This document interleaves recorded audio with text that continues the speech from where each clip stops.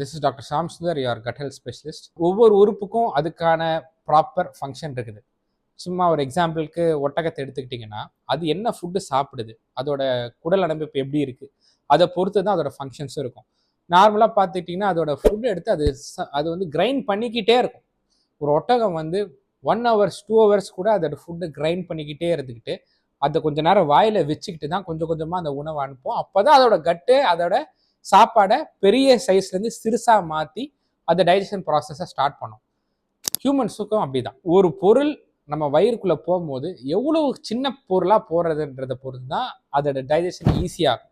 இப்போ நம்ம ஒரு சாலிடாக ஒரு ஃபுட் எடுக்கிறோம், அந்த ஃபுட்டை எவ்வளோ நம்ம நல்லா கிரைண்ட் பண்ணுறோமோ அது லிக்விட் ஃபார்மாக உள்ளே போகும்போது நம்ம வயிறில் இருக்க ஆசிட் அதை போய் டைஜஸ்ட் பண்ணுறதுக்கான ப்ராசஸ் ரொம்ப ரொம்ப ஈஸியாக இருக்கும். நீங்கள் அப்படியே முழுங்கும் போது ஆசிட் பட்டு அது ஸ்ப்ளிட் அப் ஆகிற டைம் ரொம்ப அதிகமாகும். ஸ்ப்ளிட்டிங்கும் ஈஸியாக இருக்காது. இந்த ப்ரோட்டீன் டீநேச்சுரேஷன் சொல்லுவாங்க, அதுவும் ஈஸியாக இருக்காது. ஸோ அந்த டைஜஸ்டிவ் ப்ராசஸ் அது ப்ரொலாங் தான் பண்ணும். இப்போ கரண்ட் ட்ரெண்டில் என்ன பார்த்தீங்கன்னா, நிறைய பேர் டிவி பார்த்துக்கிட்டு யூடியூப் பார்த்துக்கிட்டு ஈவன் குழந்தைங்கள்லாம் வந்துட்டு டிவி காமிச்சிக்கிட்டு தான் நம்ம சாப்பாடே கொடுக்கும். அவங்க அந்த கவனத்தில் என்ன பண்ணுறாங்கன்னா, சூ பண்ணுறதை ரொம்ப கம்மியாக்கிடுறாங்க.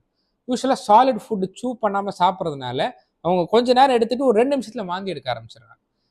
இது ரொம்ப ரொம்ப கேர்ஃபுல்லாக இருக்க வேண்டியது கிட்ஸு. ஏன்னா சின்ன சின்ன சீட்ஸு, பீனட்ஸு இந்த மாதிரி பொருளை அவங்க வந்து சாப்பிட்டுக்கிட்டு டிவி பார்த்துக்கிட்டு சாப்பிட்றதுனாலையோ, இல்லை சாப்பிட்டு வச்சு வாயில வச்சுக்கிட்டே ஓடுறதுனாலையோ, க்ரன்ச் பண்ணாமல் இருக்கிறதுனால அது நேராக உணவு குழாயை விட்டுட்டு நுரையீரலெல்லாம் போய் அஃபெக்ட் ஆகி நிறைய பேஷண்ட்ஸ் இருந்திருக்கிறாங்க.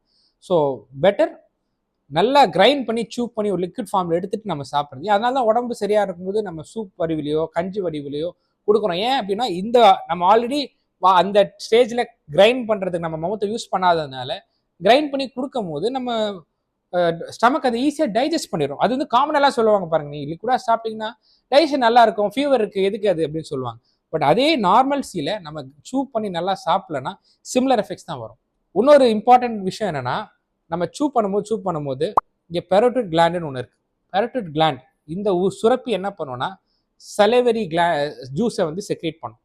இந்த சலைவரி ஜூஸ் சலைவா இதுலேயே வந்து நம்மளோட உணவை ஒரு அளவுக்கு தனித்தனியாக பிச்சு பிரியறதுக்கான சக்தி இருக்குது. அதனால தான் வாய்க்குள்ளேயே அது ஈஸியாக ஒரு நுர மாதிரி அந்த ஃபுட்டை ஈஸியாக ஒரு போலஸ்ன்னு சொல்லுவாங்க, அதை ரவுண்டு பண்ணி உணவு குழாயில் ஈஸியாக போகிறதுக்கான வழியை அது வகுக்கும்.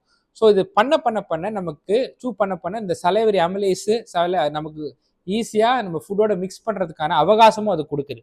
ஸோ நல்லா மிக்ஸ் ஆகி வாய்க்குள்ளே இருக்கும் போது அது ஈஸியாக எந்த ப்ராப்ளமும் இல்லாமல் உணவு குழாய் வழியாக வயிறு ரீச் ஆகும்.